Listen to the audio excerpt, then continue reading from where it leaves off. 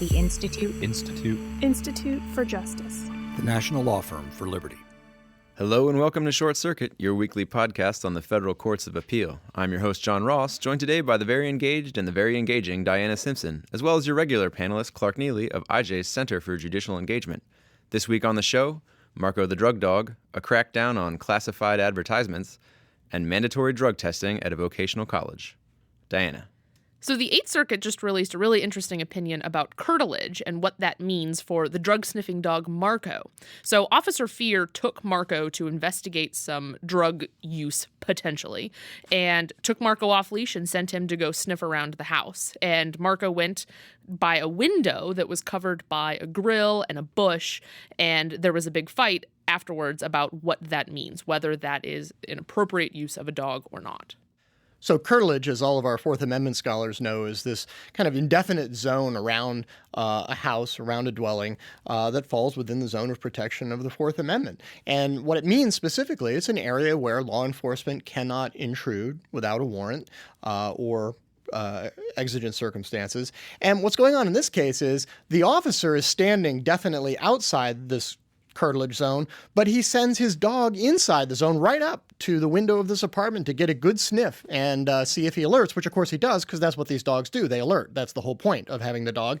And on that basis, a no-knock warrant is issued and they do a raid. And yes, they find drugs inside the apartment. But the question is, was the officer's decision to send the dog right up to the edge of this apartment to get a good sniff of what's inside without a warrant, did that violate the Fourth Amendment?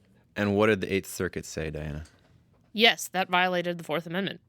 Just flat out. The area outside of a window that is covered by a bush, it is right next to the house, and there's a grill there, meaning that people can't really walk there. That is curtilage for purposes of the Fourth Amendment.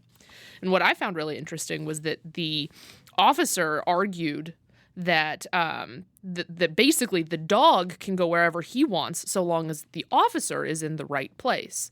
Well, that seems a little ridiculous. Yeah, I would agree. And also ridiculous is the officer's attempt to invoke the good faith exception to the exclusionary rule. The Supreme Court has held that searches that are conducted in objectively reasonable reliance on binding appellate precedent are not subject to the exclusionary rule, otherwise known as the good faith exception. And what the government does in this case, as they do in pretty much every case, is they just seize on any existing precedent and say, this case, this previous case covers this situation, and so we didn't have to get a warrant. One of the things that's really interesting about this is how broadly the government reads existing precedent whenever it's helpful to read those cases broadly, and it might support the invocation of the good faith exception of the exclusionary rule. But if this were a qualified immunity case, turn it around, they absolutely read those cases narrowly. Any case that might result in liability for a police officer, they're going to read that very narrowly, if doing so gets the officer off the hook. But when the shoe is on the other foot and they're trying to expand the zone of the good faith exception of the exclusionary rule, it's comical how broadly they read existing precedent. And in this case, the Eighth Circuit correctly shot that attempt down. Okay, let's move on to the next case, which also comes out of the Eighth Circuit. Clark? Yeah, this case arises from a policy that a technical college smack dab in the middle of Missouri called Lynn State Technical College has. It is a blanket drug testing policy, suspicionless. They just test everybody in the student body. And the argument is, well, we need to make sure our students aren't doing drugs because the nature of this school is that we teach them vocational skills, some of which involve operating heavy machinery or driving vehicles, and it's a safety risk if the students are doing drugs. And that's the asserted justification for a blanket, uniform, suspicionless drug testing. And what we mean here is testing a student's urine to determine whether there are traces of drugs in it. That policy is challenged by the students, and the Eighth Circuit weighs in. Clark, this is actually the second time the Eighth Circuit has weighed in on this case. Right. So the first time was a facial challenge, which is essentially a claim that a particular statute or policy is unconstitutional across the board. And the government usually wins those because all it has to show is that there's any setting in which the policy can be constitutionally applied. That's pretty easy to do. That's what happened here.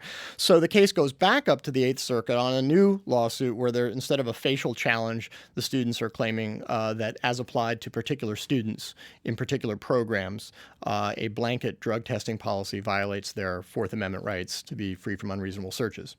And when the district court analyzed the as-applied challenge, it went through every single program. I think there were about 28 programs, and it determined whether and when drug testing was appropriate in each program. And it found that in about 5 of the programs, it was constitutional, and that was an appropriate use of the government. But that in the rest of them, that it just wouldn't do.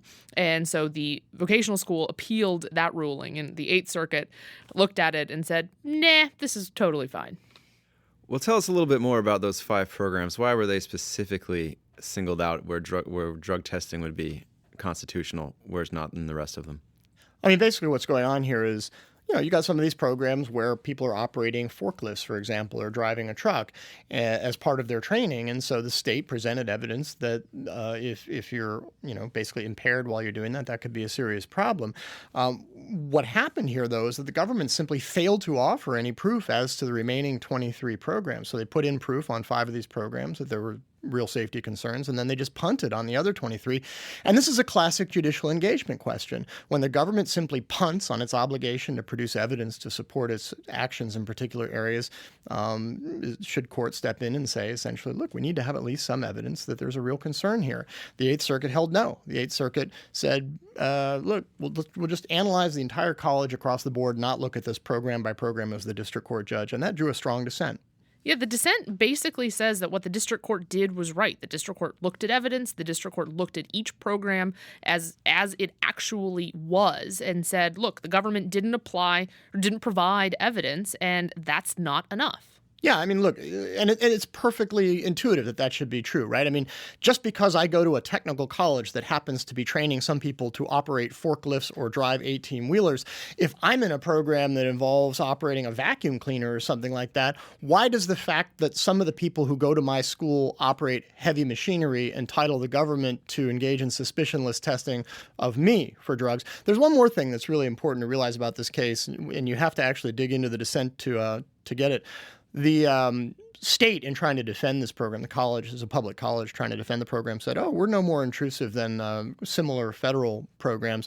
Well, that turned out not to be true for a number of reasons, one of which was that it is a policy of this school that they can turn the results of the drug testing, positive results, over to the parents of a student if they find that somebody, for example, has been taking drugs. That is an extremely serious invasion of privacy as to these adult students who are attending the school. There is no explanation of why the state would have any interest in doing that, and clearly the dissent, in my view, had the better of the argument in this case.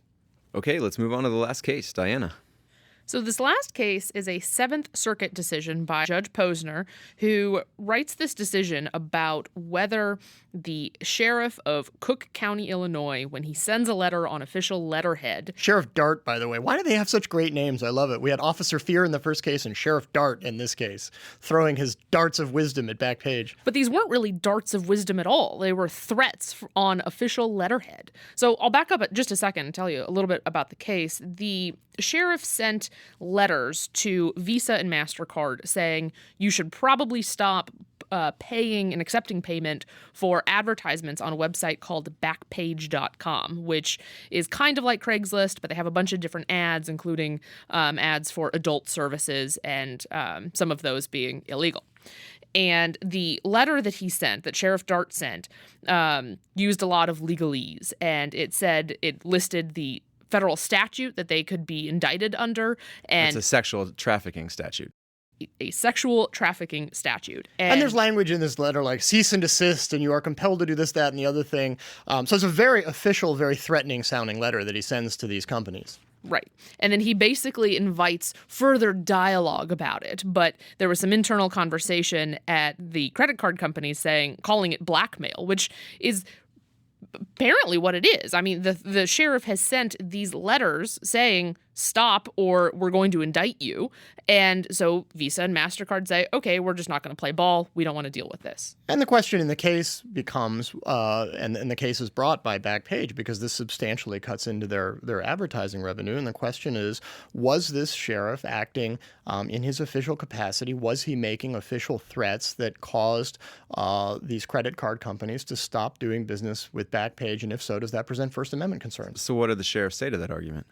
The sheriff said that basically it wasn't a threat, that he felt like he was just being a concerned citizen and telling people that they probably should consider their actions and the consequences of their actions, which seems to be... Yeah, I'm sorry. Go ahead. And when the Visa and MasterCard decided to stop accepting payments for advertising on Backpage, the Sheriff Dart went and started crowing to the media about how he had accomplished this. He took credit for, quote unquote, compelling the companies to stop doing business, and referred to the letter that he sent not as a request, but as a demand. So in retrospect, he's characterizing his own letter as not something where he was just suggesting, hey, you might want to think about not doing this, but in fact, he was demanding and compelling. And of course, all that goes out the window as soon as it's challenged in court, and he recharacterizes the whole thing as, no, it's just a conversation between me and Visa and MasterCard. Well, and this is a pretty common tactic that government lawyers take. I mean, we litigated a case involving the caveman blogger who had a website that had a bunch of advice about his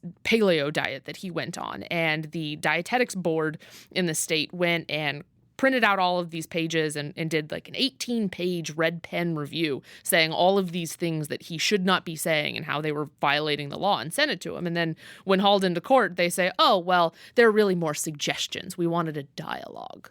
Yeah, and unfortunately, we see this all the time. When the government has singled out a particular person or even a company like Visa or MasterCard, and they go after them unequivocally, it's very clear that they're threatening, that they're suggesting they're going to take legal action if you don't comply.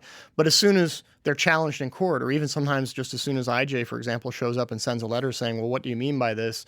It's all sweetness and light. Oh, no, we were just trying to have a dialogue. We didn't mean to suggest that we were trying to compel anything. So unfortunately, sometimes courts buy that, and they really shouldn't, because this is absolutely every bit what it looks like. And in this case, as Diana mentioned at the beginning, Judge Posner was on top of his game and pointed out what should be obvious to everybody is that this sheriff was using his official office to try to compel people to stop engaging in potentially First Amendment protected activity, and that's a problem.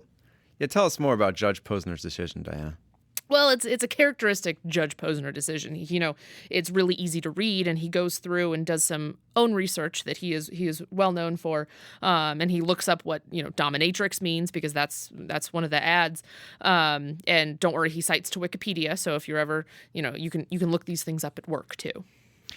Yeah, so the bottom line here is this case absolutely presents significant First Amendment concerns.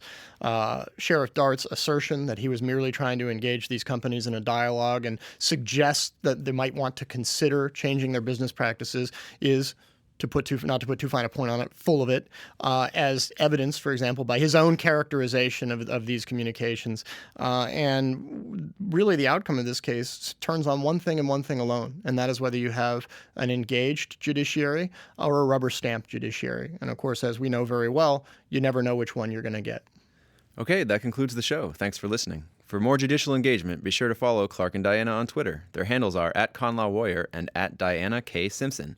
Until next time, this is John Ross from the Institute for Justice, entreating you to get engaged.